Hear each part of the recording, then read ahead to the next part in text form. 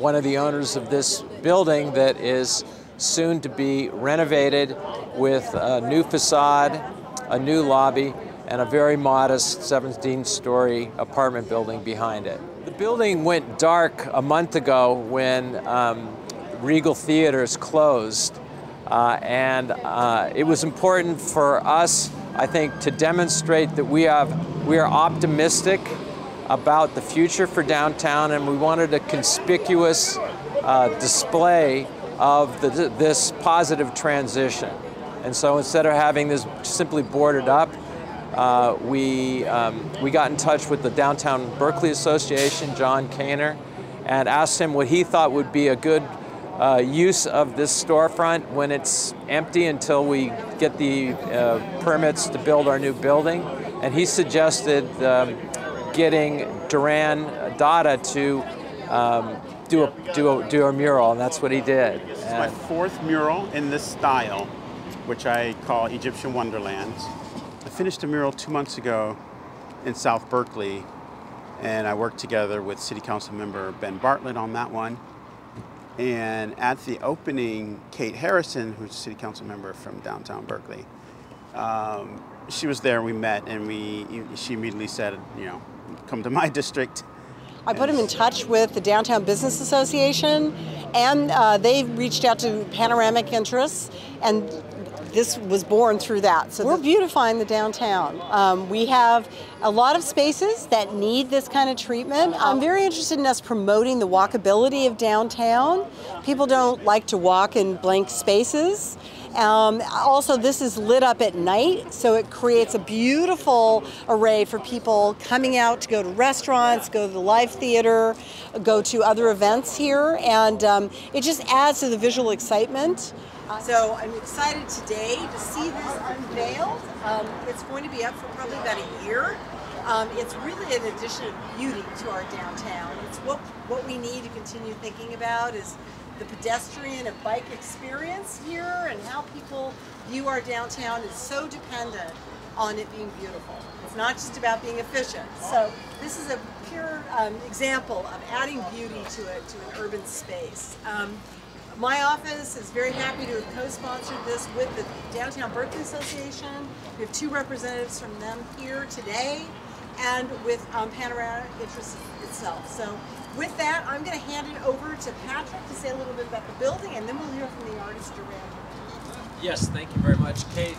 We are delighted to have a beautiful, inspirational work of art here that I think is a clear sign of optimism for our downtown after, what, 2 years of COVID. And we hope to incorporate it in the coffee house and wine bar that we will be building here once we renovate this lobby, this facade, and build a very modest high-rise behind it.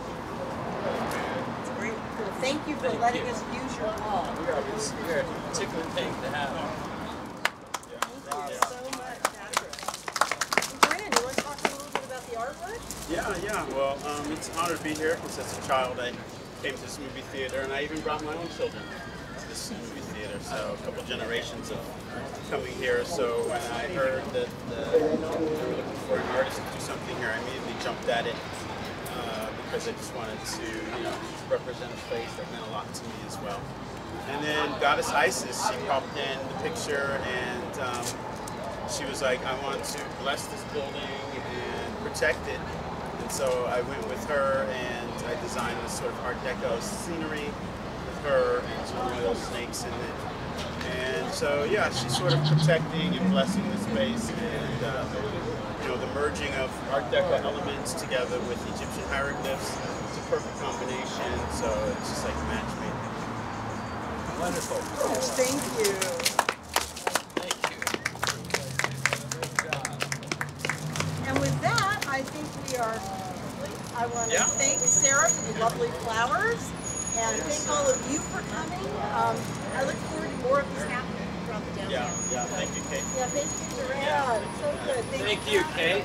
Yay, thank you very much. We're going to see a rebirth of Downtown Berkeley in a more European style.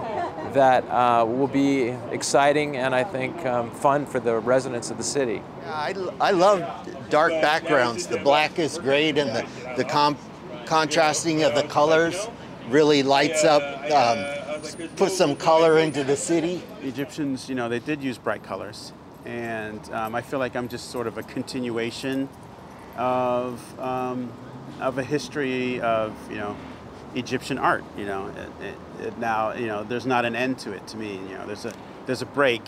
There might have been a 2,000-year break, but it's continuing. I'm just a continuation of, you know, of thousands of year history of artists making sculptures or drawing on walls or in tombs. You know, I just feel like I'm sort of connected to that whole history. And so I use bright colors to keep it present and bring it into the now. It's not historical what I'm doing. It's not supposed to be, you know, a representation of something past. It's actually living, and it's alive, and it's vibrant colors. And for me, this came from, you know, a tragedy. You know, a few years ago, I had, you know, a lot of life-changing things, a lot of elderly deaths in my family, a lot of new births as well, but a lot of changes. So I was, you know, in a pretty dark place a few years ago, probably like at the bottom of my life or something, and this came out of it. So to me, this is sort of like, it's really the diamond that was formed out of the pressure of life, and I have to always say that because that's, you know, that's the root of it.